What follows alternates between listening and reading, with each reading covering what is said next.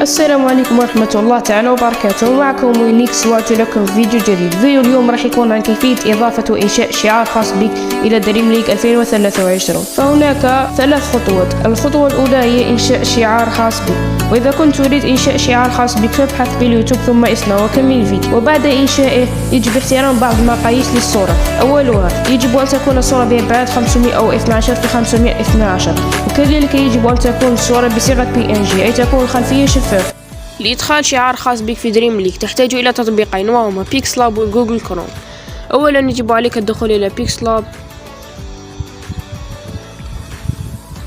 ثم تضغط هنا ثم تضع شفاف لكي تكون الخلفية شفافة، ثم نضغط من المعرض. تنزع خطوة الخلفية الشفافة إذا كنت تريد أن تجعل شعارك مربع، ولكن أنا أريد أن أجعله دائري، فسأختار الشعار. جعلت الخلفية شفافة من قبل، ثم نضغط هنا.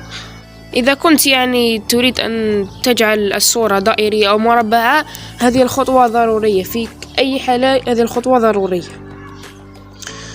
تضغط هنا ثم تضغط على أبعاد الصورة وتضعها 512 في 512،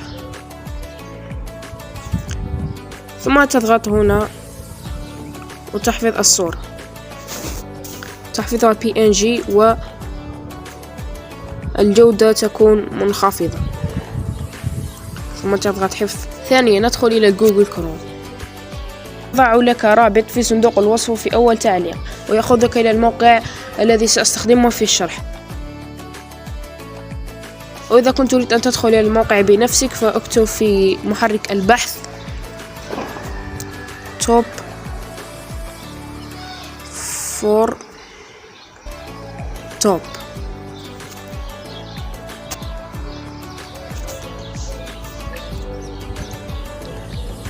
والموقع سيظهر لك. اختره ثم اختر أي ملف من هنا،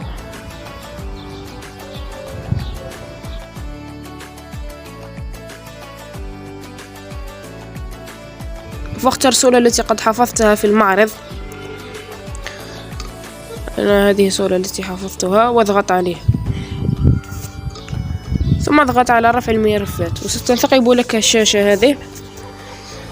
أنت اختر رابط الصورة المباشر وانسخ.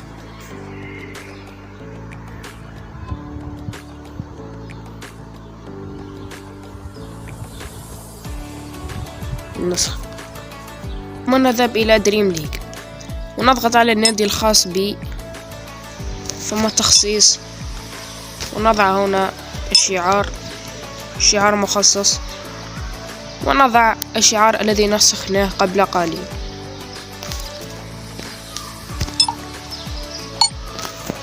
وتمت العملية بنجاح.